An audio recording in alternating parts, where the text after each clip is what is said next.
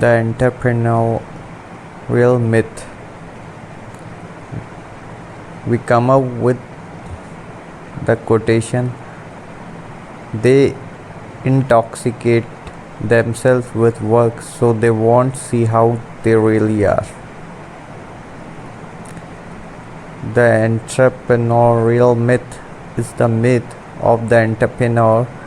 It runs deep in this country and rings of the heroic.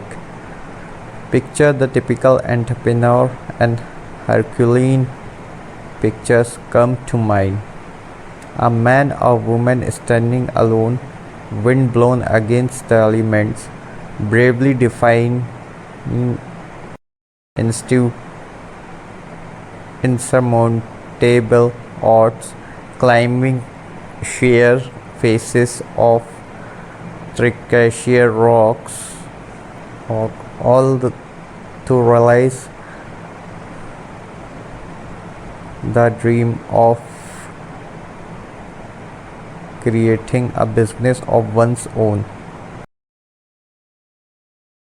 Exhaustion was common, exhilaration rare. But had not all of them once been entrepreneurs? After all, they had started their own business. There must have been some dream that drove them to take such a risk. A fleeting second in time and date was gone. In most cases forever. If the entrepreneur survived at all, it was only as a myth that grew out of a misunderstanding about who goes into business and why.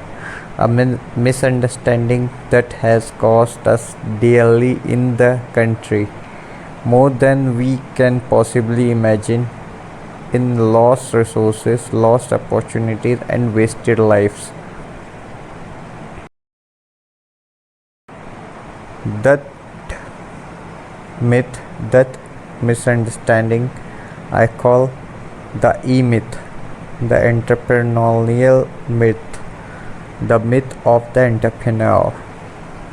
And it finds its roots in the country in a romantic belief that small business are started by entrepreneurs when in fact most are not. They who does start small businesses in America and why.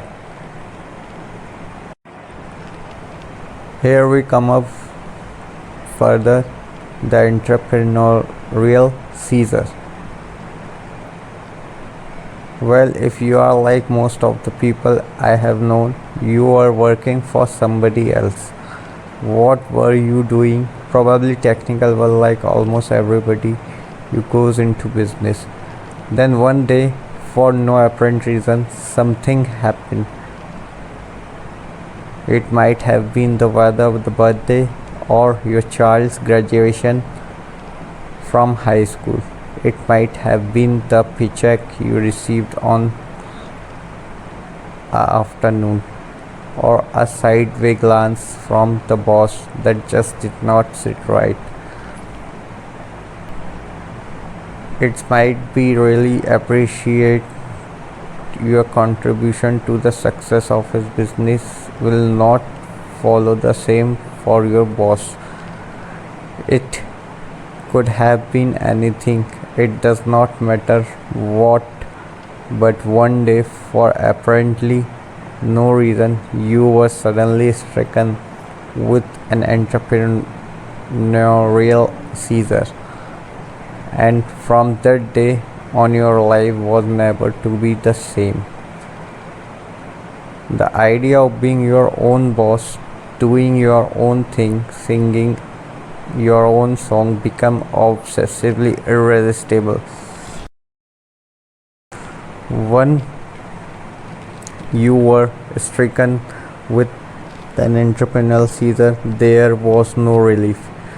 You couldn't get rid of it, you had to start your own business. Next thing will come, the fatal assumption. In the stories of your entrepreneurial seizure, you fell victim to the most disastrous assumption anyone can make about going into business. The moment it is made